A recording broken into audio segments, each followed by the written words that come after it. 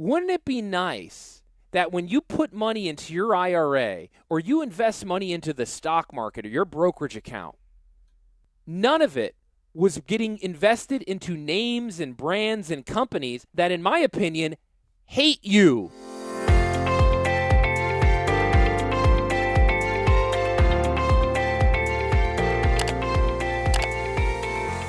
Conservatives are finally banding together, boycotting things, growing a spine, calling a spade, digging their heels in, and not being overly hospitable to some of the wokeness that's permeating throughout society.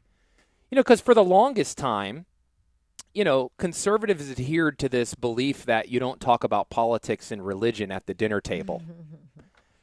What has that gotten us? Nowhere. Now we've got people who don't even know what gender they are, and teachers teaching kids that they don't know what gender they are. I see it happening in my own house. We don't drink Starbucks coffee anymore. In our lobby, in our office, we don't have Coca-Cola products. And that is very, very difficult, Luann, because now we're making our clients drink RC Cola because we can't support Pepsi either. So we're making sacrifices, even in our lobby. We don't buy Nike shoes. We don't support Disney any longer. So finally, conservatives are digging their heels in. And I know my liberal friends are like, oh, you're not making all that big of a difference. Oh, yeah? Watch. Watch how quickly the marketing changes when you produce advertising material and make social media posts and stick your nose up at 51% of society. And there, I said it, 51% of society. Because there are people out there who vote with their left hand. Even they recognize that this wokeness is growing out of control. People are finally waking up. And God, I love to see it, Luann. And I'm here to tell you, wouldn't it be nice if you could wake up with your investments? Wouldn't it be nice that when you put money into your IRA or you invest money into the stock market or your brokerage account, you knew that those dollars were not being siphoned to companies that don't share your worldview? They don't like you. They think you're the enemy. Why are you the enemy? Because you think traditional American values are what lend itself to happiness and prosperity for your family. And do you think people who don't have traditional American values are the devil? No. In fact, you don't really care what they do with their one go at earth. Now, do you agree with their beliefs and their behaviors? No. But is it your responsibility to champion their beliefs and behaviors? No. And believing in what you believe, traditional American values, you're being ostracized. You're being called all of the ugliest names in the book. Yet you take your money and you invest in businesses that see you as all of those names in the book.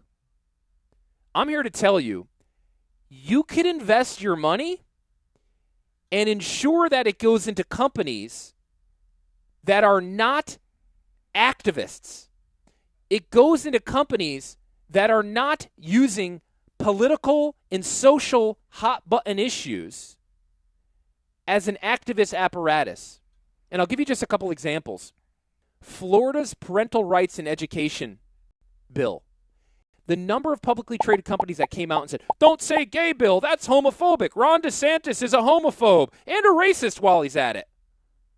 You're going to invest your money in a company that thinks children under third grade should be taught lessons on gender and sexuality. Do you think that that's a smart company? Do you think that's a good board of directors?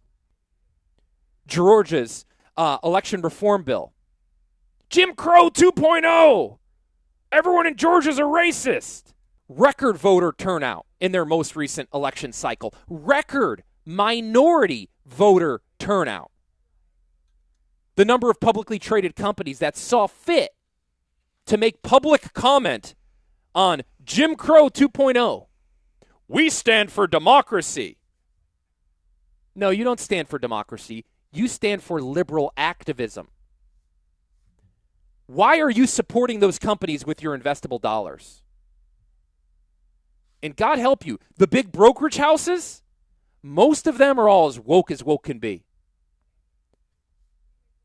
Start voting with your investments. Roe v. Wade. Look, this is difficult topics, right? I get it. Where I take exception is when a publicly traded company feels the need to virtue signal with their beliefs on these pieces of legislation. And oh, by the way, for all of you bleeding heart liberals, Roe v. Wade didn't banish abortion from the country. They made it a states' right issue, right? So if you're so gung-ho about having an abortion, you just jump in a car and go to a different state. Oh, well, these people don't have the ability to drive in cars or show their ID. The soft bigotry of low expectations. Y'all love doing that. Wouldn't it be nice if you could invest your money in companies that were focused on business, not activism? They were focused on the bottom line, not social justice warrior movements. They were focused on delighting customers, growing their customer base, and separating those customers from their money. God bless America. You know that there's still companies doing that? And you can invest in them? Well, no, Adam. I think I should invest in the companies that are making activist statements. Let's go, conservatives. Let's wake up. Let's start voting with our wallets. Let's keep the momentum. You don't have to suffer this any longer. You have a choice. You have options. And then here's what's going on in a lot of people's heads. Well, Adam, if I do that, then I won't get good rates of return. Look it up, folks. Do some research. Call our office up. What you'll come to see is investing your money in companies that are focused on business and not activism is actually a winning recipe. Start supporting businesses that are focused on business and stop supporting businesses that are focused on activism. It's simple. We can help you. And I hope, if you've gathered from this segment, we're a local business that might share your worldview.